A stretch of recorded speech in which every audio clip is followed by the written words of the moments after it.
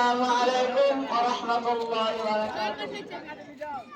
إن الحمد لله وحده والصلاة والسلام على من لا نبي بعد أما بعد فأعوذ بالله من الشيطان الرجيم بسم الله الرحمن الرحيم ووصينا الإنسان بوالديه حملته أمه وحنا على وهن وفصاله في عامين أن اشكر لي ولوالديك إلى المصير.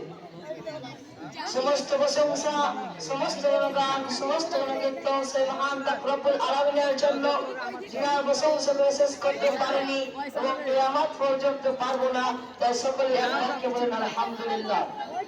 তারপরে বলে ধর্মের বলে কর্মের নেতা মহাবীর আল্লাহর মুরুদ আহমদ মুস্তাফা নবী করিম সাল্লাল্লাহু আলাইহি ওয়াসাল্লামের উপর লাখো লাখো দরুদ সালাম বর্ষিত, তাই সকলে বলেন আল্লাহুম্মা আমিন। আল্লাহুম্মা সাল্লি আলাইহি আল্লাহু বারিক আলাইহি।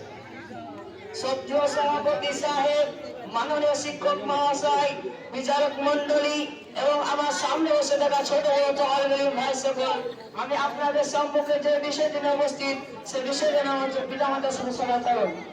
পিতামাতার সাথে সালাত সম্পর্কে মহাবাবুল আলামিন কোরআনের মধ্যে সূরা লুকমান 13 নম্বর আয়াতে বলেন ওয়াসাইনা লিনসানা বিওয়ালিদাইহি হামালাতহু উম্মুহু ওয়াহনান আলা ওয়াহনিহি ওয়া ফিসালুহু ফি আমাইনি আন ইশকুর লিওয়ালিদাইকা ইলাল মাসির। আমি মানুষকে তার পিতা মাতার সাথে সাথ দেওয়ার নির্দেশ দিয়েছি, কেননা তার মা কষ্টের পর কষ্ট করে গর্ভে ধারণ করেছে, একেবারে 2 বছর দুধ পান করেছে। অতএব আমার প্রতি ও পিতা মাতার প্রতি কৃতজ্ঞ হও আর আমার নিকট মনে ফিরে আসতেই হবে। হাদিসের মধ্যে বলছেন আর আব্দুল্লাহ ইবনে আমির রাদিয়াল্লাহু তাআলা আনহু ক্বালা সাআতুন নবী সাল্লাল্লাহু আলাইহি ওয়াসাল্লাম।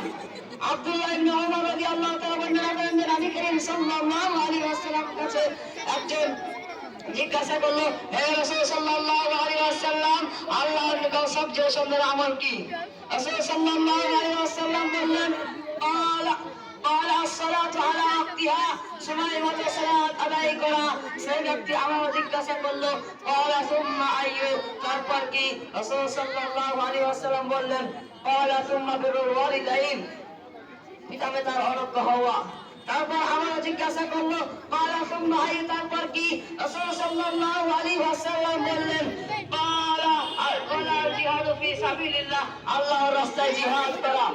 এই হাদিসে আল্লাহর নিকট পছন্দ না আমল হচ্ছে সালাত আদায় করে পিতামাতার সাথে সালাত ব্যবহার করার কথা বলা হয়েছে, এমনকি জিহাদের পরে পরে পিতামাতার সাথে সালাত ব্যবহারের গুরুত্ব দেওয়া হচ্ছে।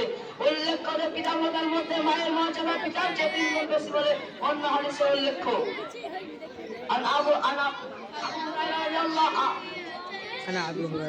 আবু হুরায়রা রাদিয়াল্লাহু তাআলা আনহু قال رجل يا رسول الله ما الحق لحسن صحابتي। আবু হুরায়রা রাদিয়াল্লাহু তাআলা বর্ণনা করেন যে রাসূল সাল্লাল্লাহু আলাইহি ওয়াসাল্লামের কাছে আয়েশ করলো, হে আল্লাহর রাসূল, আমার নিকট সর্বশ্রেষ্ঠ আচরণ ভাবার অধিকার কি? রাসূল সাল্লাল্লাহু আলাইহি ওয়াসাল্লাম বললেন ক্বালা উম্মুকা, তোমার মা। সে ব্যক্তি আবার জিজ্ঞাসা করলেন ক্বালা সুম্মা মান, তারপর কে?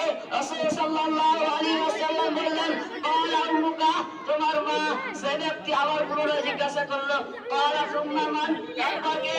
রাসূল সাল্লাল্লাহু আলাইহি ওয়াসাল্লাম বললেন ক্বালা উম্মুকা, তোমার মা। সে ব্যক্তি আবার জিজ্ঞাসা করলো ক্বালা সুম্মা মান, তারপর কে? রাসূল সাল্লাল্লাহু আলাইহি ওয়াসাল্লাম বললেন ক্বালা আবুকা, তোমার পিতা।